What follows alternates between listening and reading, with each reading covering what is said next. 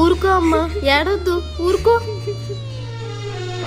నాన్న వచ్చినంత వరకు నోరు మూసుకొని ఉండు. అన్నయ్య అశోక్ చాలా మంచోడు. అంటే మేమందరం ముంచెట్టోళ్ళమా? కదిలితే కాలు నరికేస్తా.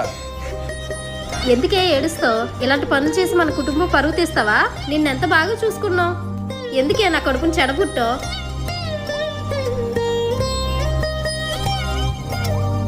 ఈ ఫోన్ తీసుకొని అశోక్కి కాల్ చేయి. మీ అన్న కొట్టిన దెబ్బలకి అలా చేరబడి ఉన్నా. ఏడుస్తున్నావు ఎందుకే? ఏమైంది?